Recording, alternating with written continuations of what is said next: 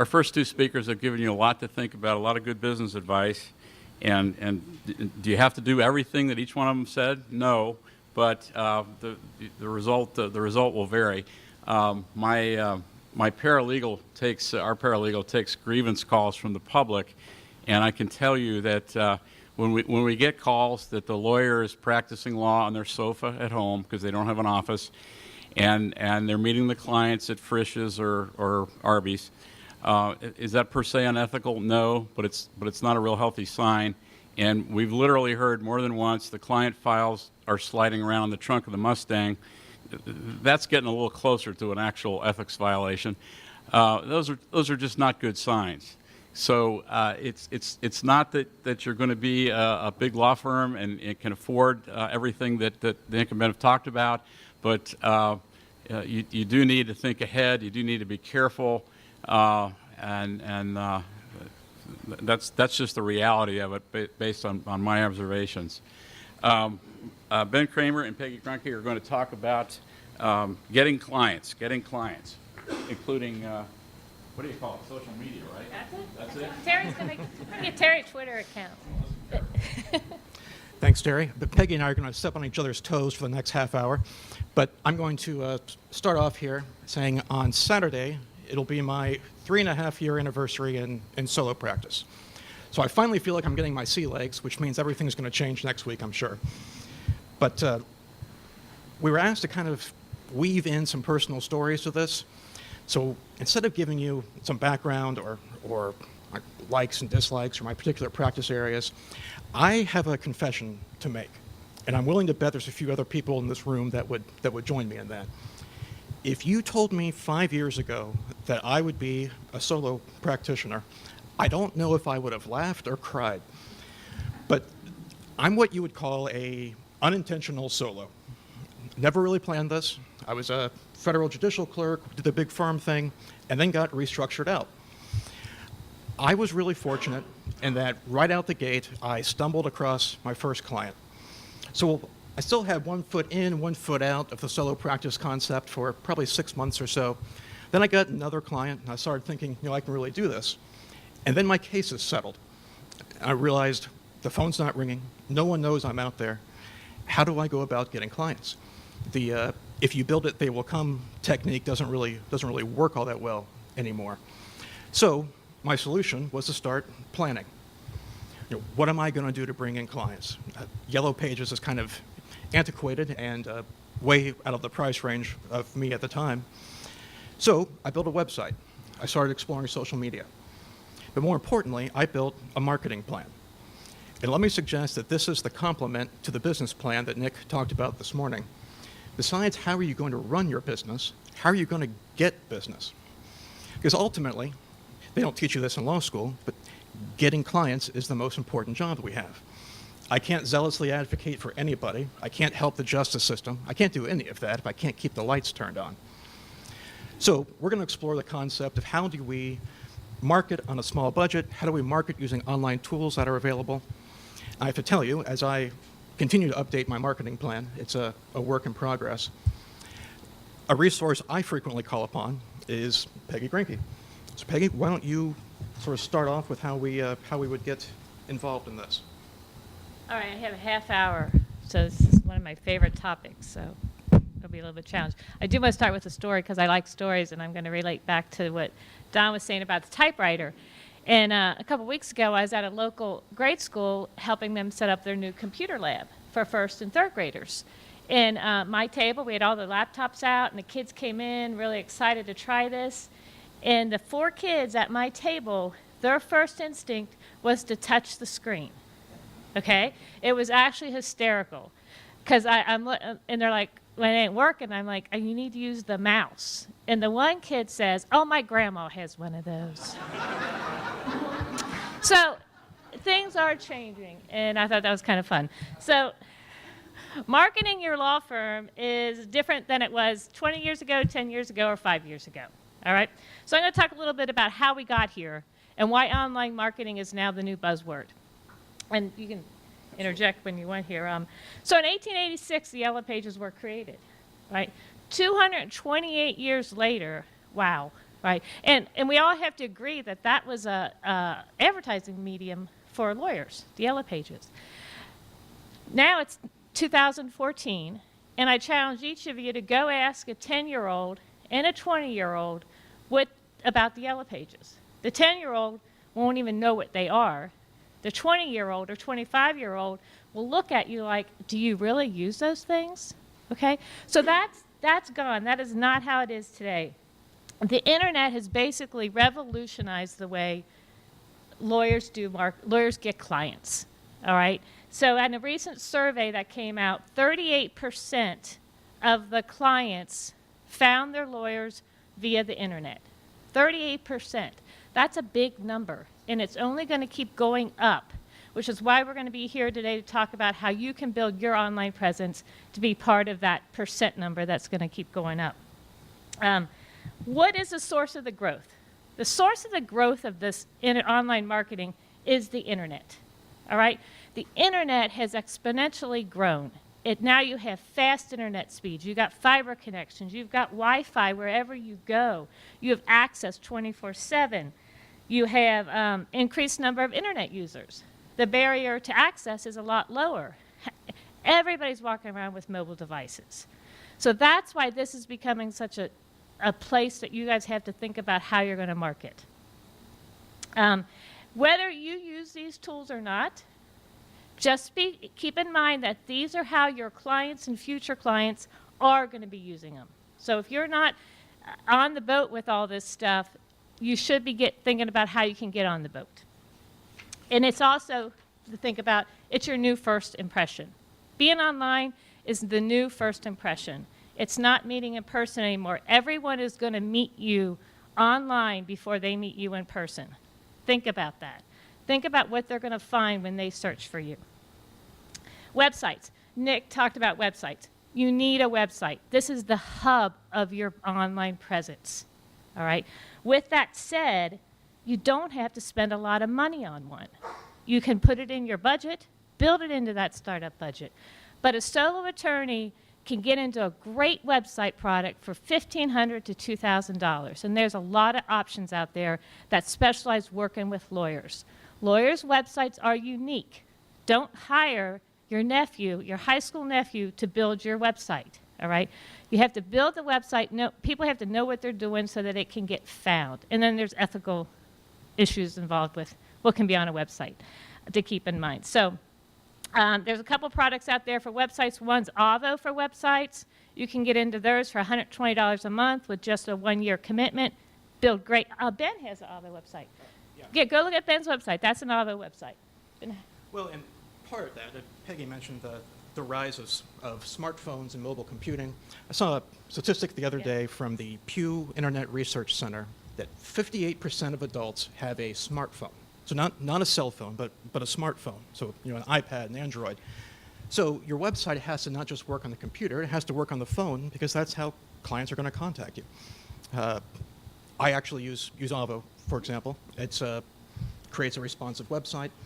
Most website providers, or website creators now, will create a website that will format to your smartphone the same way, or in a similar fashion to how it formats on your laptop. And I would encourage you to pursue that. But that's something beyond what your nephew can probably do. And actually, I challenge all of you at break to go, if you have a website. Who has a website? Okay, on break, go to your mobile device, bring up your website, and ask yourself, can I click the phone number and actually dial it? And can I click the address and have Google Maps show up? If you can do that, you have a responsive site. If you can't do that, get a new site because you're losing clients.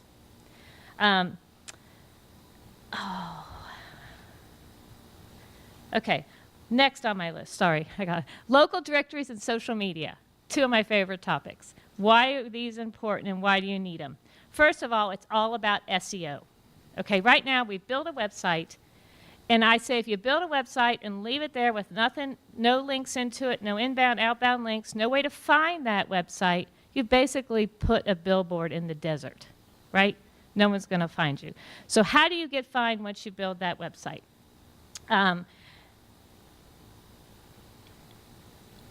Google. The other thing we're going to do at break is Google yourself. Okay? How often do you ever really Google yourself? Who's ever Googled themselves lately? Wow, that's pretty good. All right, good. You guys are doing a good online reputation management tactic there. But when you Google yourself, I challenge you to see what shows up. All right, what directories are coming up? Is your LinkedIn profile coming up? Is your website coming up?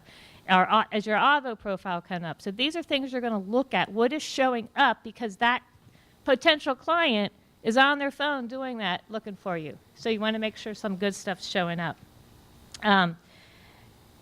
Online profiles, directories are also called citations. So you may sometimes hear them called citations. They're both basically the new Yellow Pages. And there are a ton of directories out there. And I have a list I maintain of about 50 that I've gathered from reading many legal blog posts about this that are good sites for lawyers to be listed on. Most of them are free. So start with the free ones. You can get a lot of good leverage out of these sites. Tell me a little bit about are you on any sites, Ben? Yeah, I try to. And that's something I know I can improve on, and something that's always coming up. Once your phone number is out there, you're going to get bombarded by calls from vendors.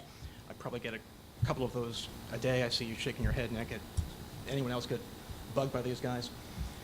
Anyway, there seems to be a new directory every other day that comes out that wants you to sign up, and they're guarantee you clients. But social media is something that feeds into that I think is worth exploring a bit. Has anyone here gotten business from social media at all? What do you use? We have a website, and we do on Facebook, pretty regular stream on Facebook. What do you practice, just out of curiosity? Generally speaking, labor employment. Okay. And I would suggest the more client-facing that your web presence is, so the more you're dealing with employment, you're dealing with personal injury, family law, probably the more important Facebook is.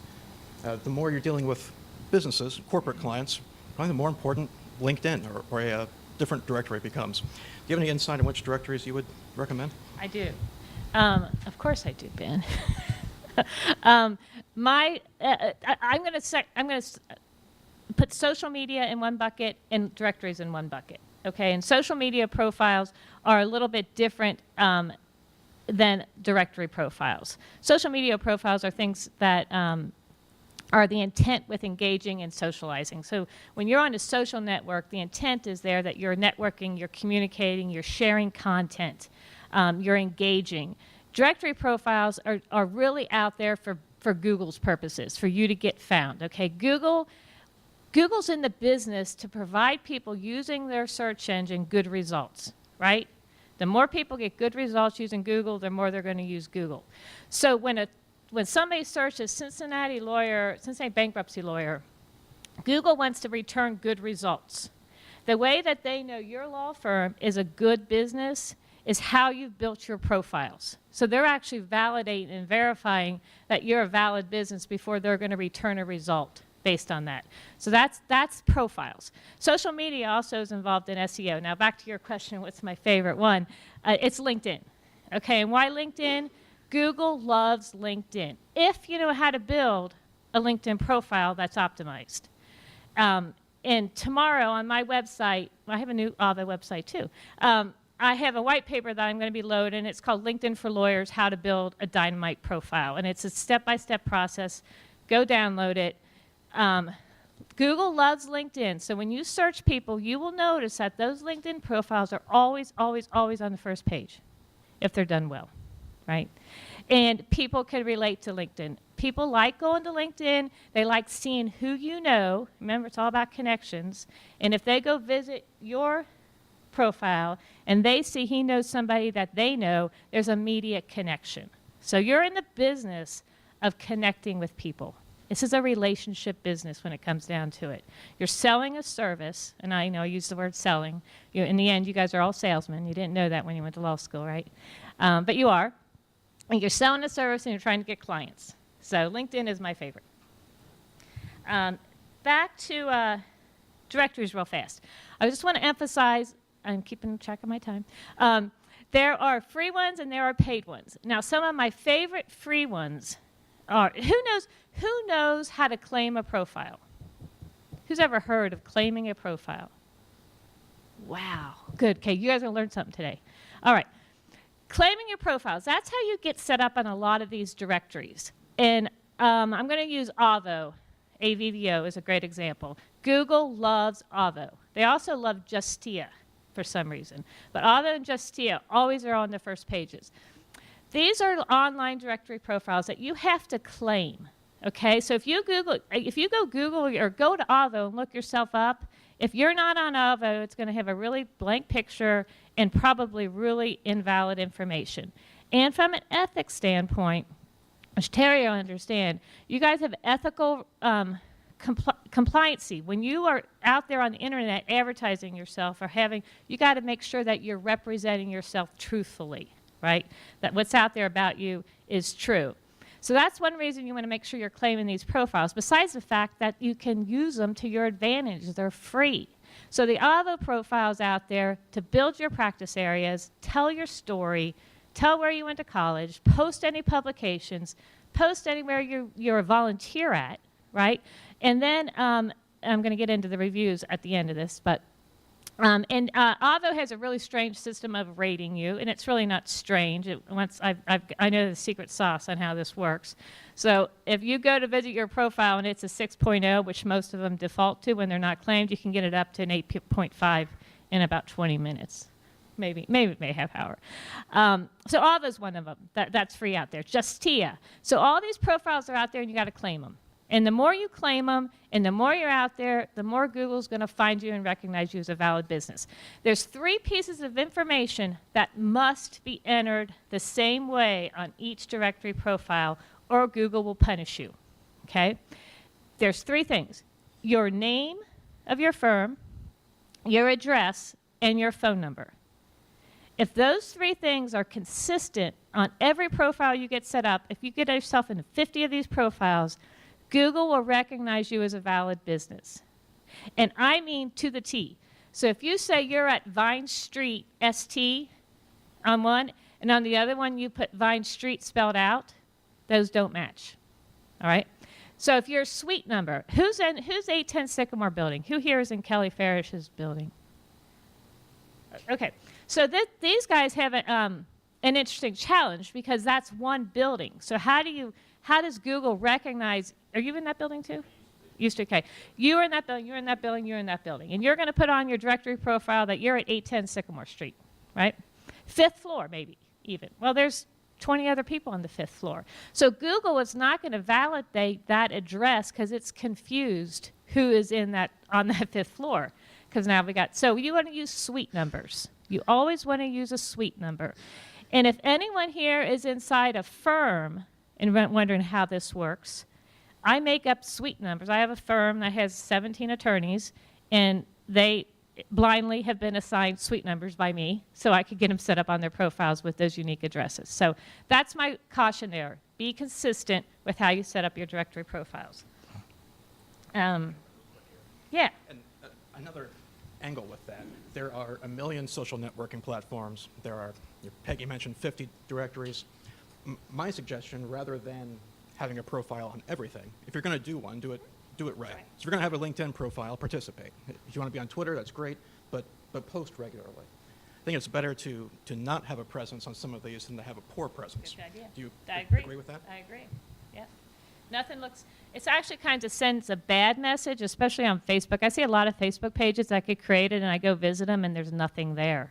All right? Oh, and actually in your handout, I put an article I wrote for the Ohio State Bar about the ethics of social media, which evolved quickly. So that was written a year ago, which is amazing. So it was true at the time, but there are some things in there that are not true. But it's a good basic overview of the ethics of being on social media because, I forgot where I was going to go with that, about listing yourself, being ethical, all that stuff. Okay, that'll have to wait.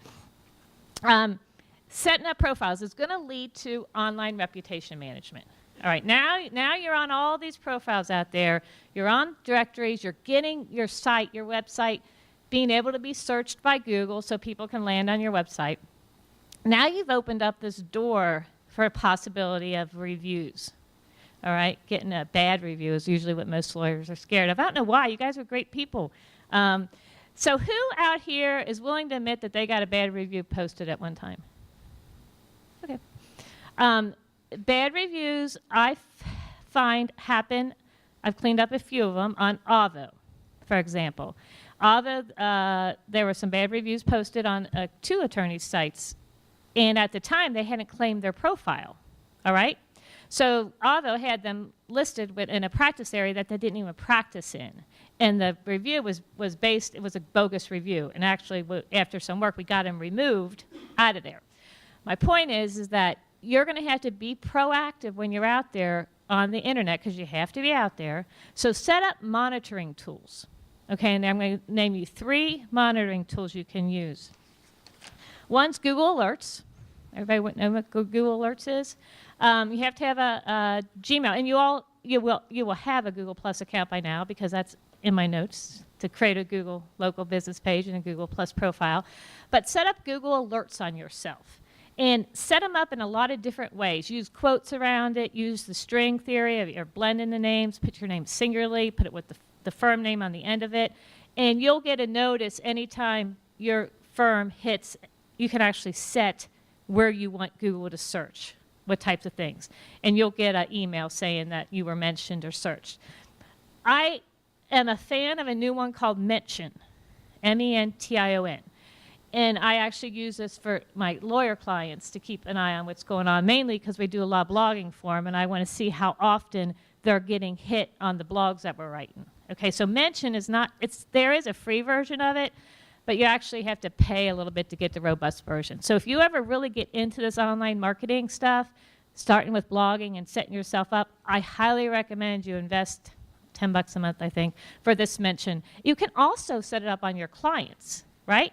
Now, this is a really cool thing. So if you've got a client and you want to keep an eye on what's going on with them, maybe they publish a paper, maybe they get an announcement, maybe they win an award, and you get that popped up on your Mention, and you can pick up the phone and call your client and congratulate them, they'll be quite impressed that you knew that quickly. So that's Mention. So online reputation management. I have 3 tips in here about how to do it. How to react to a negative review. This is probably the most challenging thing, because actually reacting to a negative review is a great marketing opportunity. It might sound weird, right? But it really gives you an opportunity to be proactive and to beef it up and admit that you might have done something wrong and show that you're concerned about it. So don't ignore a negative review when you find one. Respond to it quickly. Acknowledge the fact that it's out there, all right?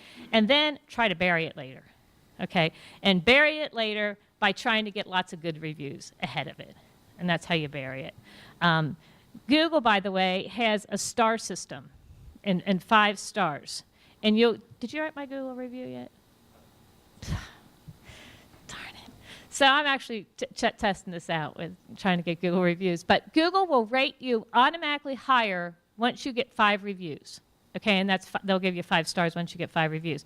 So not only responding positively to negative reviews, but asking for reviews. And this is the scary part. How do you ask for a review?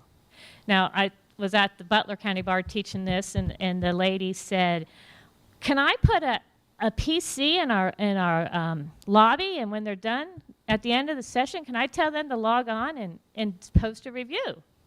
Yeah, very creative idea. No, you can't, for a couple reasons. Probably not ethically compliant, but Google will notice that the IP address, that you got multiple reviews from the same IP address, and then they'll punish you for that. So besides, there's a lot of reasons it's not a good idea, right? But there is a good way to do this. And you all send out at the end of engagements, I hope you do, some sort of closing letter or closing email. Probably now you're doing all emails, right? So there is a way, and if you need the wording, I have the ethically approved wording from the ABA about how to ask for a review, all right? And you put a link in there to your Google Plus page. Maybe you put a link in there to your Avo site. Those 2 sites are probably the highest ones used for lawyers for reviews, Avo and Google Plus. And I want to step back a minute. When you're setting up your online directories and you have that list of 40 or 50 that you want to be on, I always say build your spreadsheet, keep track of your passwords, your users, but keep a column on there that says that site allows for reviews. All right, because that's one you want to make sure you're watching if it does allow for reviews. I forgot to mention that. Yeah. So if you get anything at all from today, and this is one of those topics that we can't possibly cover in half an hour, I would suggest taking home 3 things. Have a plan. Pick some directories or networks you want to participate in, and be consistent.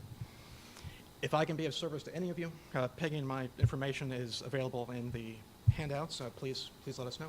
Did you just cut me off? Yeah. Sorry. We're on time. Okay. I'm actually giving away a ScanSnap scanner at the booth outside, so if you want to pick one up, it's a portable one. Just drop your card. Thanks, you guys.